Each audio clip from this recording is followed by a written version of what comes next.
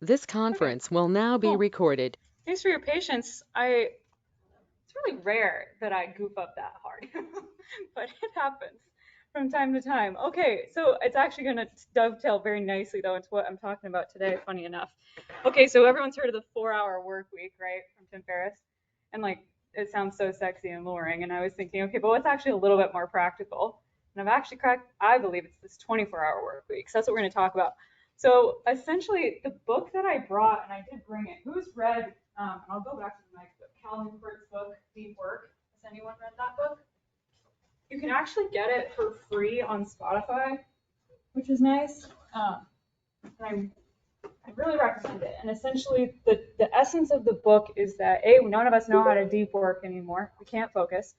And what ends up happening is we all end up working an unpaid second shift.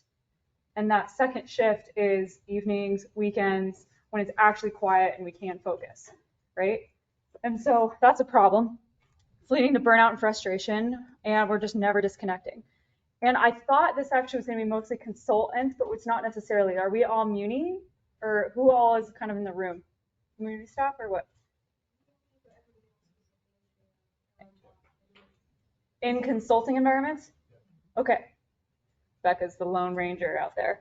Okay, well, so the interesting thing about consulting, because I started in working for, actually, funny enough, with Becca, we worked for the same engineering firm. We sat next to each other in an open workspace. It was impossible to do deep work. So it has a very, consulting has a very feast or famine energy to it. We all know that. It has this very um, a kind of addicting go, go, go urgency culture. And one thing I found about it is that it's very easy to make a yes decision to something that we then pay the price for later on. And we always chronically underestimate how long things will take, right? Human nature. And this is happening not only in our work lives, but also in our day to day lives. And I call it the decision avalanche. I don't know the exact number off the top of my head, but we make just an unbelievable amount of decisions every day. And how much time are we spending processing? Do I want to do this? Do I want to take that invitation to go fat biking tonight? Or do I want to stay at home and watch a movie? Like, just even what do I wear today, right? Like, we have these chronic decisions that we're making, and it's leaving us feeling really scattered. And the first thing I have found to hack that decision fatigue is having a decision making framework. And so the essence is that if we don't have a way to filter our decisions, someone else is making them for us or is influencing them. So here is sort of the essence of how you can structure a decision making framework. One, it has to be motivating to you. It has to be the number one most important thing you want yourself out of your life or your work. It doesn't have to just be a goal. It can also be how you want to feel, because we can accomplish a lot of goals and feel awful, right? We've all been there. And it has to be a yes no question. So the question has to, this is the essential, I'll get to the template in a second. And how this kind of came to be is, has anyone read the book The One Thing?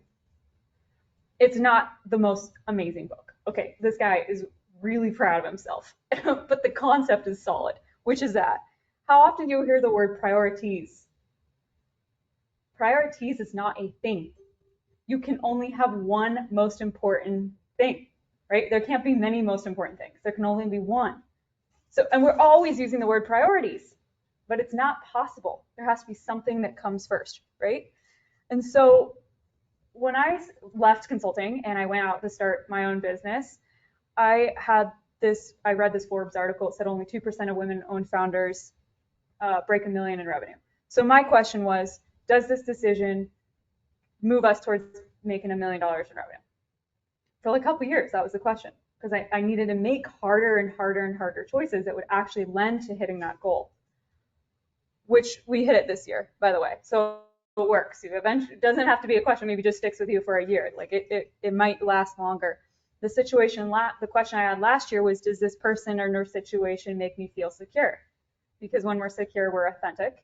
And when we're our authentic selves, like everything comes easier, right? Than feeling anxious or stressed out or like late to things you should be at 15 minutes early, right?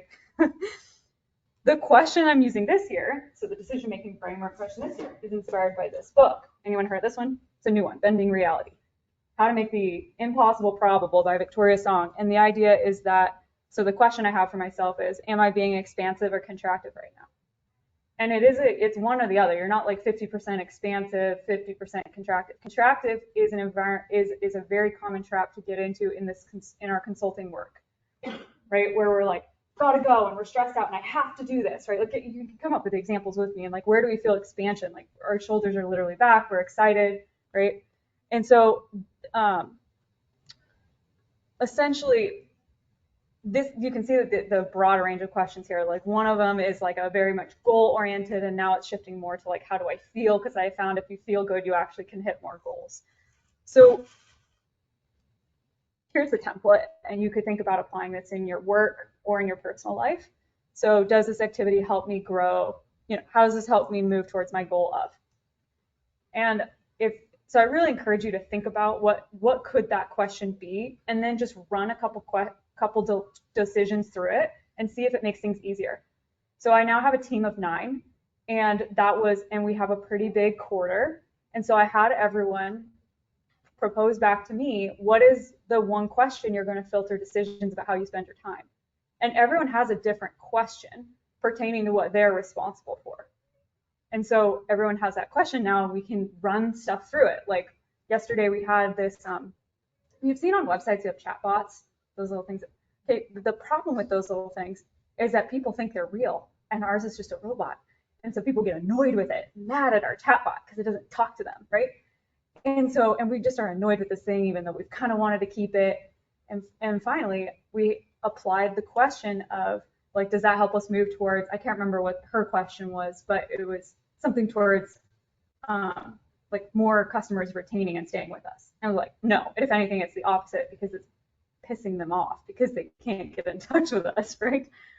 So you can see how like even just very simple day-to-day decisions get easier when you have one question to filter it through. Does that make sense? Okay, I'm seeing nodding heads, and hopefully virtually your head's nodding as well. You can do the same thing at work. So once we have the question, we have to start there. It's sort of like starting with what's your goal, but what's your question? Then we can move into weekly and daily planning. I have found days fall into one of 4 categories. Most of our days are absolute chaos. Call them chaos days. This is a chaos day for me. I had a coaching call, I was in the wrong location, right? Where you're kind of like, what is going on? Chaos, right? How many days do you feel like are actually kind of chaos, where you're on your heels, you're responding to things and emails coming in and a meeting you've got to go to or whatever, right? Like, how many days in your Monday through Friday are chaos days? Genuinely, like 1 day, 2, 3, 4, 5. How many would you say like feel chaotic? 7, 5, all 5 days, right? Okay, I can tell you it doesn't have to be that way. Okay, so then I'll introduce the other concepts. So we need then deep work, right? Uninterrupted flow. The idea that like you're in a quiet place, you're able to focus exclusively on a task, you lose track of time. It feels good. It feels like we've accomplished something. Then there's what I call connected work.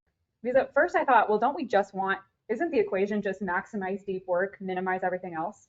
But it's not, because especially for those like everyone in this room and listening, we still have to work with humans and to move things deep work forward. We need meetings. We need to have time that we connect. So I call that connected work, right? Can't go without it. Got to have it to move things forward. This is project management planning. Then there's soul work. So I'm not trying to get woo-woo on you. I'm just saying, like, you call it whatever you want, but it's just like time where being away from the business or being away from like the fact that you're here, like this would actually fall in that category. Like being away allows us to sometimes work. Have you ever heard the statement, not everyone here owns a business, but just like you gotta working on the business versus in the business? Heard this concept? This is working on the business. Or on the job by being away from the job. So this is how I think of those days. So we have chaos days, right? I'm trying to minimize those. Connected days are management days. Deep work are money days, or whatever you want to call them, deep work days. Soul work or mission days. So we have planned Monday, Tuesday, Wednesday, Thursday, Friday are one of those themes. And we don't blend the themes, because you can't have a mission day really and a deep work day, or you can't have a connected work day and a deep work day. Like they're different sides of the brain. So this is how my schedule looks. Monday's management, it's a lot of meetings, and so you're pretty tired by the end of it, but at least it's 1 day of the whole week. That's it, right? Tuesdays is what is my Tuesday? Tuesday's deep work. Wednesday's truly deep work. We have set this up, and this is something you could bring back and challenge your company on, is actually not having any meetings. No meetings, no Slack, no emails, nothing. Like no communication other than the deep work project, and you declare that deep work project. Can you imagine how much more you'd get done if you had one day in your 5 days where no one could talk to you? Right? And it's insane. And the good thing is it's also never a full day because no one can work 8 hours of deep work day. It's 3 or 4 hours of deep work, and that's it. And then soul work is, for me, it's typically Fridays. Like I'm taking off the day, I'm going to go backcountry skiing, or I'm going to go Nordic skiing and listen to a podcast. It's going to help me think about things, right? So it's just as valuable. So anyway, do we feel like we understand the essence of like what I'm saying by like management day, money day, mission day? Okay, so the MM days. So it's really helpful to think about what could this cadence be. And I started this process back when Becca and I worked together at an engineering firm, where I actually would, because people could see your calendars and they'll see if it's open, right? So I would block Tuesday, Wednesdays, and Fridays so that they would never think I was available. And so you could only book a meeting with me on Monday or Thursday. So this started for me years and years ago, just now like getting better at perfecting it. So there is value in sitting a whole team down and asking, do we want to pick a day for management? Pick a day for deep work. They'll work way faster and you can work less hours, basically, is the key theme here. So yeah, cue in 24-hour work week. So I feel like a bunch of mechanical engineers are going to really appreciate this. About February of last year, I was living in Valdez, and I was actually thinking about this. I was listening to this deep work book. It was really inspirational. I was like, why is it every year I say I'm going to like work less and have more room in my life and blah, blah, blah. We're all going to be happier and chiller, right? We all say the same things to ourselves. And then it never happens. So I'm like sitting down on a Sunday, I had tea. I'm going to write this blog post about like how to work less, like really a tangible way to do it. And I hear a whistle. That's really, really strange. It's not a dog. So I go out and I inspect, and I'm living in these like tiny houses, and one of them I'm using as an office. And the one that's having a whistle is coming out of the toilet stove. I'm like, that does not sound right. So I like go through the snow in literally my slippers, and I open the door, and this toilet stove is backfiring. And it had backfired in my house like a year before, and literally started an electric wire fire. And so I like ran to it and hit the power button. And the moment I did that, the house exploded. So like what you see sort of is like those are the light fixtures hanging, and like everything was chaos. Everything had fallen. There was glass flying everywhere. My computer had gone flying. And you're probably wondering like, why did the Toyo explode the whole house? It's because the snow had ripped off the back of the tiny house, ripped the gas line off, and actually had been filling underneath the tiny house with gas. And so the reason I'm alive is because the explosion went out, not up, because it was a fake tiny house, like a fake foundation. It's just like cement particle board of sorts, not like an actual 4-inch wide foundation. And so that was obviously kind of ironic, because now I'm thinking about like, now I really can't work as much. But what ended up happening is this whole time I was like really fatigued, really sick, and actually kind of cracking the code on like how to work a 24-hour work week. And I got a lot of press coverage for it because it sounds good and it sounds like something what we all want, right? Like how to work a 24-hour work week. I've only become healthy again in like the last 2 months, and realized it's not that I think the point is just to always work a 24-hour work week. It's because that's all I could work. Like when you're that sick and like kind of messed up, right? But what I've come to appreciate is like it's still, and I'll explain this a little bit in a moment, like it still applies, but I think we can let go of this sense of like every week has to be perfect. Like there are seasons. There are seasons of deep work, and there are seasons of letting up. But often in consulting, we never had the season of let up that we say we will have, because then we start freaking out that there's not enough work, right? So I just want to share how you can actually still take these principles without trying to blow yourself up to like get radical change in your life. First of all, studies suggest that we can only do 4 hours of deep work a day maximum. And frankly, I think most human beings, you all probably are a room that can do 4 hours of deep work, I would think. But we live in an environment where we are chronically interrupted. And so often we actually have to train our brains to build up to that, right?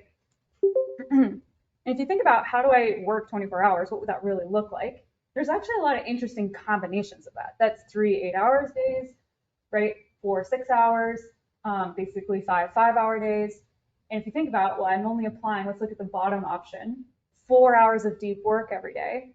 And 1 hour might be your connected work of just like, you got to do the inbox at some point, right? That's actually like really doable. And if you think about what 24 hours of deep work in your week would let you accomplish, you would be a freak of nature at your job, right? Because you're actually uninterrupted and getting so much done. So we've started with just Wednesdays, like I said, being the deep work day. And I can't believe how much more we've accomplished, and most importantly, how much happier everyone is. No one feels like they have to be on all the time.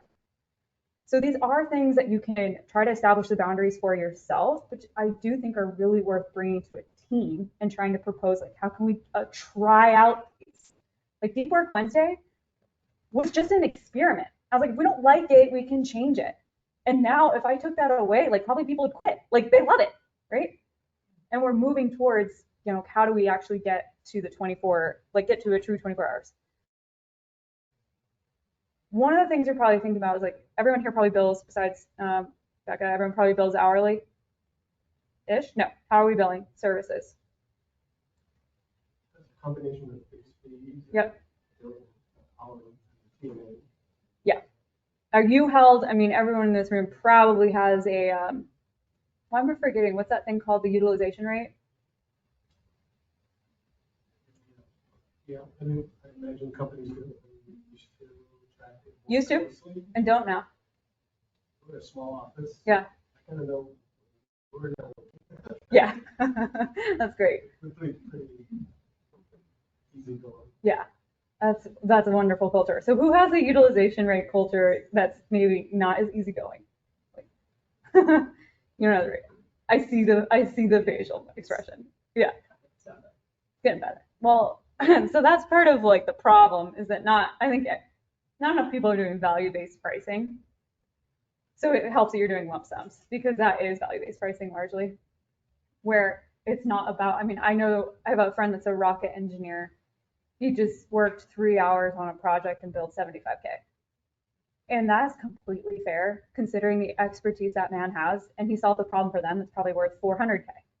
More than that, probably millions of dollars of problem that guy solved in his 3 hours. But that comes from 15 years of experience in this industry.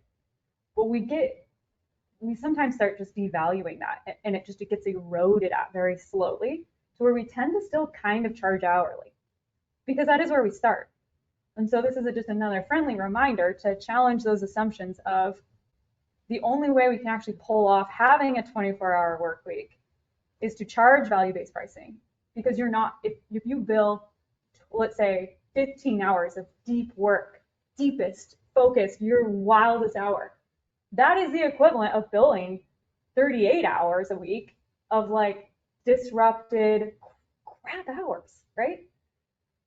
But it requires this to make that work. Sounds like you're doing it, which is great. Okay, the other thing I have found is that we have to trick our brains into knowing I am entering the deep work space. We need a physical environment for it. So I have a couple tricks for this when I need to get myself to like get to business, which is a certain playlist that I know inside and out to where I can tune it out, and I light a candle. It's almost like the candle is the cue, like you will sit your butt down until you are done, right? And like blow the candle out. So there's certain things, whether it's a connected work day, even like where I'll work. So one of the things that Cal Newport talks about in this book is this architect that invented the eudaimonia machine. Has anyone ever heard of this? Okay, so essentially this is how it works. You would enter the gallery, which would be like a coffee shop. You would see on the walls the work that's been done in the deep work chambers. Then if you want to progress, you're going to go into the salon, which would be like small groups. So that would be like little co-working space, small tables where you're talking with people, right? This is our connected workspace. Then we enter the library, which is where there's no talking, it's individual research, but it's still like you have access to Wi-Fi, right? And then we enter, well, I actually call it, I rearrange my Unimoto machine. Then it enters what I'm going to call the deep work chamber, where it's like, there could be a bomb outside and you're not going to know about it. And you can't, maybe there's like fresh light coming in, but like not something to distract you. Windows are up high, no internet, like you are deep working, right?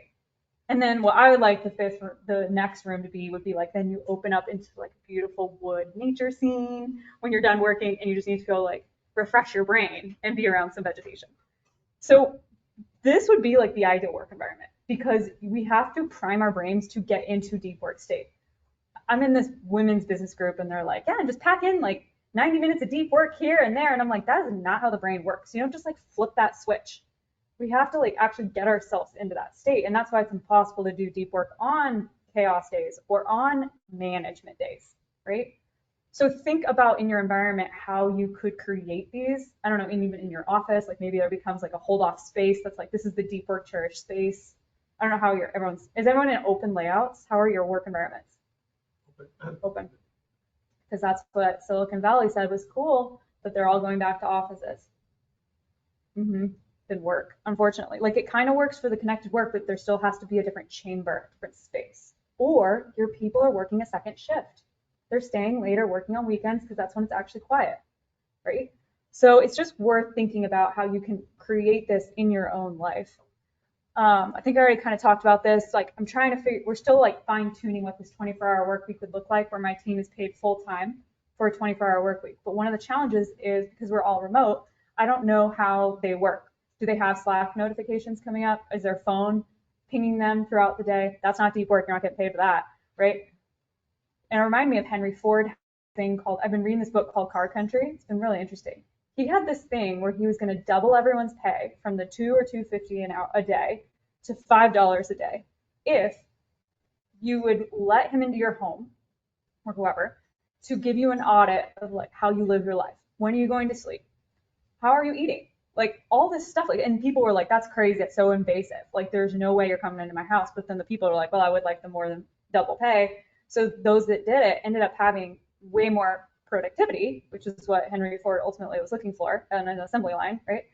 And they got paid more and they were ultimately happier too. And a lot of it was just these subtle changes. So I'm figuring out now, like, what are those rules to be able to have the privilege of a 24-hour work week at full-time pay? And part of it is like no notifications, no email notifications, like that thing pinging on the corner, like you have that, like end that as fast as possible. Like just that there's little things we can do that make a big difference of if we can even get into deep work states. And the other thing I'm trying to figure out is like, how the heck do you quantify the cost of an inbox? No one has cracked the code on this to where there's like, how much time are we actually spending in an inbox versus how much you're being paid, multiplying that across a whole year. And an inbox is very expensive to manage, right? And so that's something else I'm trying to figure out is like, how do we calculate it so we can actually track that we're reducing our inbox usage so that we can all go take like a company vacation in Hawaii, because that's how much cost savings there will be. Like that's the real cost of inboxes, but no one's really cracked that code. So if you need to be able to bring this back to your team and you're getting some pushback on this, like help me try to figure out math on this. You could help me figure it out. That's it. Actually, in fact, this is how I'm hacking inboxing. I made a resource hub on Notion. It's free and it's like most questions I get in this document on the right side. And I'm just going to set that as my inbox out of office reminder to be like, if you want a question, here you go. Otherwise, they can pay me to talk. So that's like a new model I'm going to be using to like really bring down inbox volume. Anyway, I have a podcast called Unicorn Lifestyle. You can probably find it on Spotify. And I have a book on grant writing. If for any reason you want to learn about grant writing, that is my zone of genius. But really, I don't think that's what any of you care about, so it's not going to hurt my feelings. It's true. It's true. It is. Yeah. So yeah. You're right. And in fact, I should be giving a shout out. So yeah, Elena actually was the editor on my first book. Yeah, she totally, it was awesome. That's how we got to know each other. Yeah, it was really cool. So thank goodness, or who knows what it would have looked like. That is a wrap. What questions can I answer? Would you think you're going to would you try to pull this off? Like what would be an action item you would try? Chat box, I see you too, by the way, virtually. So if you want to ask questions, I see you and I can answer them. what do you use for your to-do list? How do you handle and prioritize your day and actually for each one of those 3 different apps? Yep. Okay, so we use Asana religiously, a project management software. I wish I could just, if I had my screen up, I'd pull it up. I could show you afterwards. This has been an evolution. How it started was originally, we always start with the paper-based system. Okay, zoning out, here we go. So we articulate the decision and the goal for the year. Then we break it down into what are every quarter our 3 rocks. 1, new undertaking, 2, maintenance rocks, like 2 things you're going to optimize. So maybe 1 new undertaking is like a huge client project, or a new undertaking is like getting into a new market, something like that, right? So you define like what are your 3 rocks. Then we get a bunch of Post-its and we plan 8 weeks in detail. Beyond 8 weeks, it's kind of hard to see. Things get blurrier. Because the biggest problem is we're delusional about how much we can get done, and we try to like smash it all together and nothing gets done. And so I have this very specific Post-it process where I know I have, Monday through Friday, and then the themes: management, money, mission, or management, money, management, mission. And then we start putting a Post-it of like, when is this key work going to get done? No more than 3 things to be completed in a day.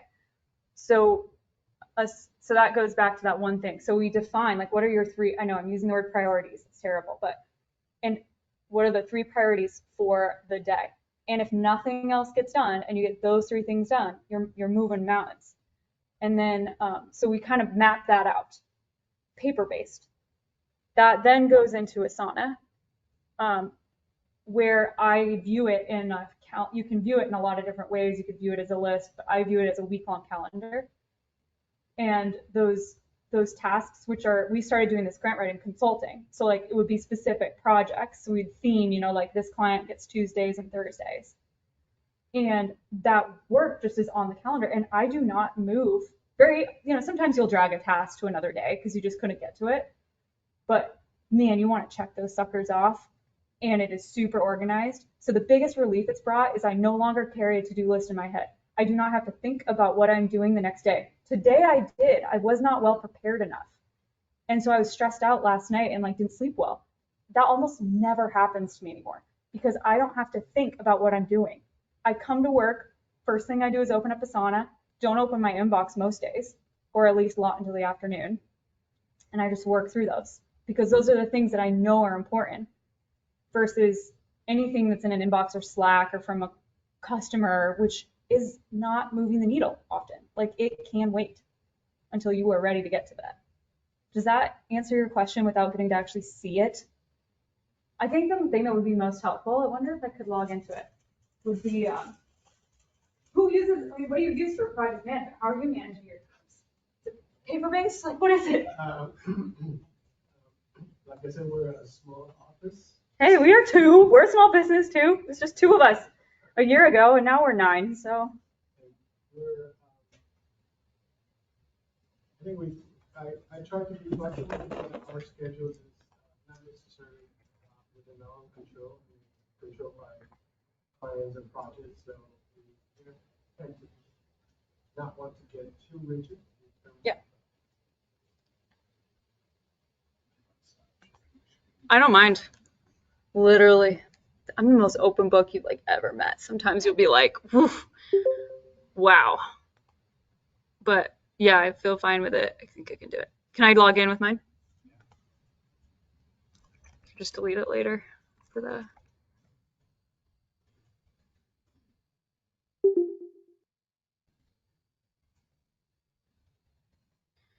Okay.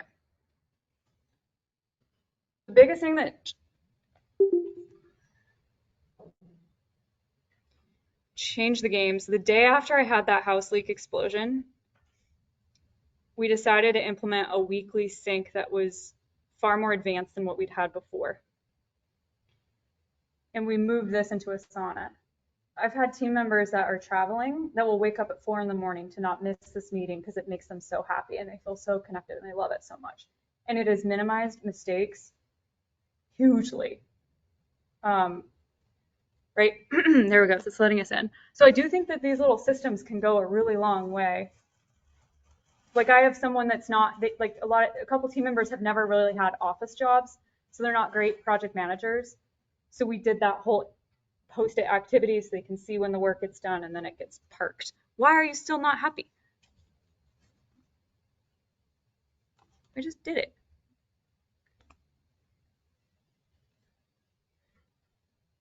Sorry, I thought this would be quicker. There we go. Silly thing. Yep, it's me.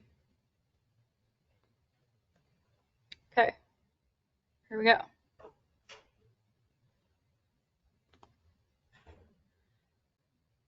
All right. So my week doesn't usually look this terrible, but I just come into my tasks, the calendar view.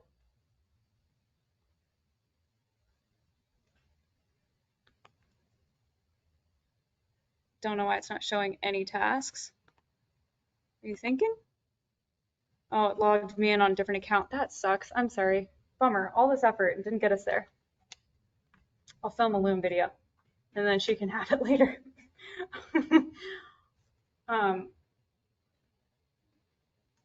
Keep asking your question to make sure I'm actually answering it. So in addition to, I mean, you talked about how with deep work, you're working on big projects. Typically, yes. It takes several hours, not a little phone call.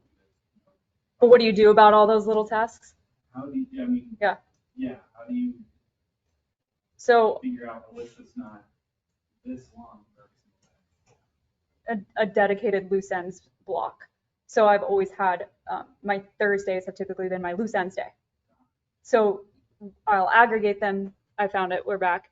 I'll aggregate them and they all get done just like in a smattering. And you have all week to collect them because usually those things still don't have to get done right the second. They're like a follow-up. So you capture them, you write them down, they're done, but then you save a day. Thursday's your loose ends day. That goes back to when I was grant writing consulting too. So I don't know if you can see this well, but essentially these projects are like different colors. Like tomorrow's my deep work day, so I'm calling it my like CFO day. I've got like some finance stuff to take care of. And so these different colored projects, some of these are recurring, like, oh, I need to respond to my community group, or I check PR ops every Thursday or whatever. So like they recur and they come up. So I don't have to remember what I have to do on a Thursday. It's already there and then I can just mark it off. Like, did I even have this in here? I guess I didn't even put, is this in here? Oh, I'll have my coaching call earlier. Oh, there's the Ashrae presentation, finished it, did it, mark it off, right? So cool. Crushed it.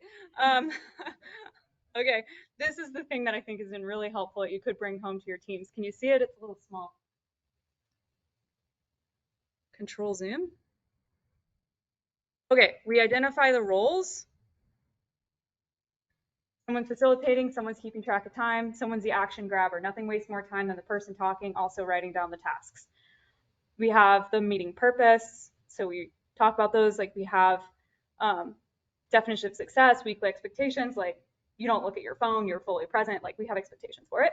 Then we have 5 minutes of just good news. So you put in a personal win and a business win, and everyone goes through and writes those, like what are their personal wins and what are their business wins, really quickly. Like it's like a 1 minute to 2 minute thing, but it's fun, just like lovely to connect.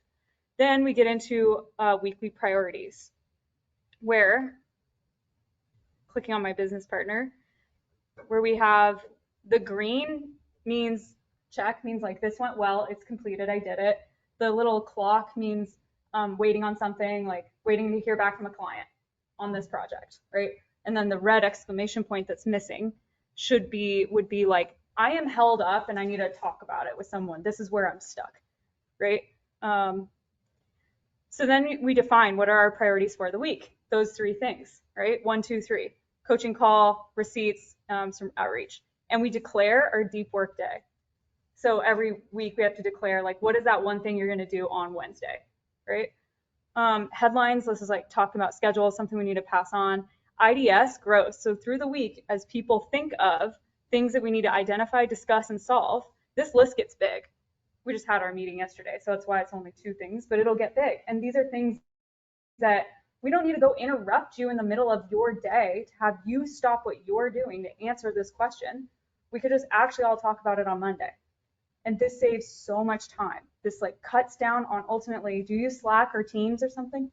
Chat feature at all? You know what it does? It lets everyone be lazy.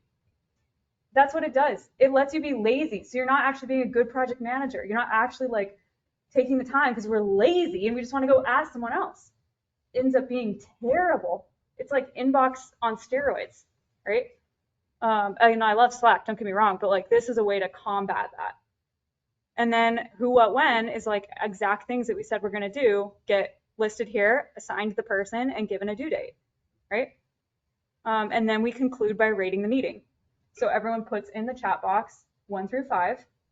Anything at 3 or below, you have to explain why so we can do better. We started these like a week or a year ago, and we would get like 3.5, 4s, and now we're like 4.5, 5. Every meeting across the board.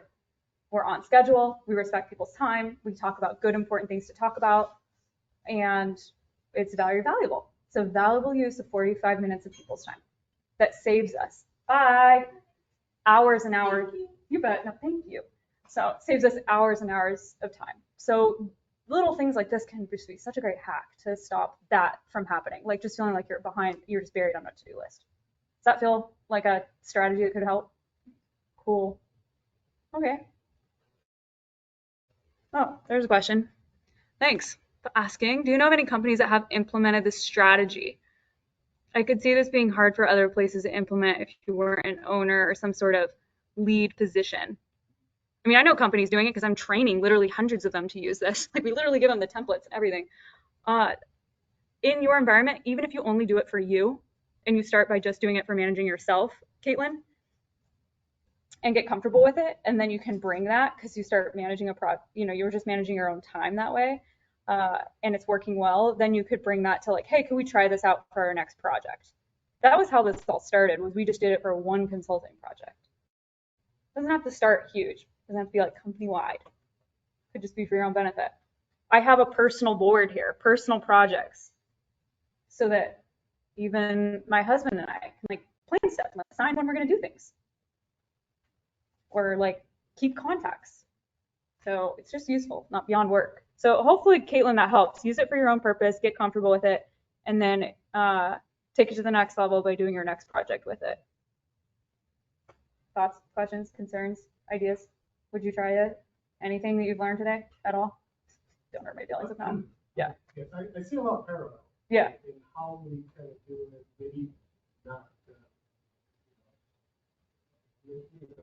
Kind of a bit of a informal process, but we do kind of identify key things. Usually during a phase submittal, several days or weeks, we were building that time where we identify issues and stuff that go through it to try to drive to this period of time where we do what you refer to as deep work.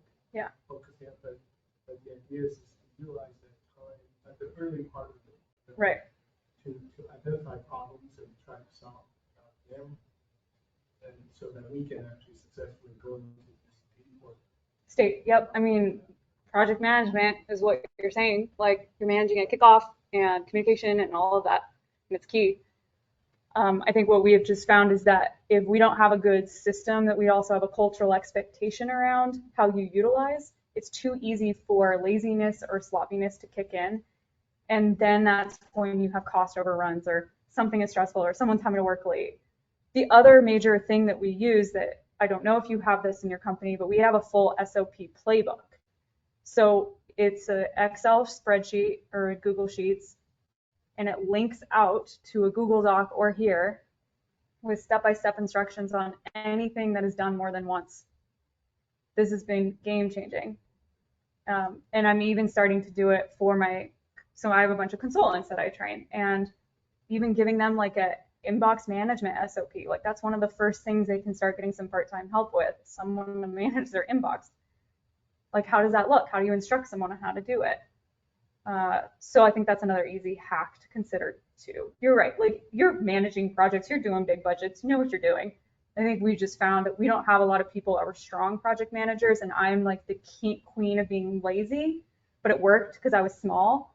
But when we grow, systems break, and we needed to, it's worked out. I've seen the benefit so much. Like, I don't think it's a coincidence that we've doubled every year since we implemented this. And we floundered before. Like, we did okay, right? But now we're doing great.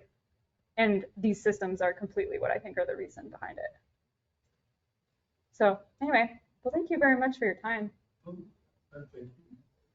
thank you guys. Sweet. And let me be late. Seriously. Sorry about that. All right. Well, thank you, folks on the line. Appreciate your time. I'm going to stop sharing the screen. Oh, yeah, and stop recording.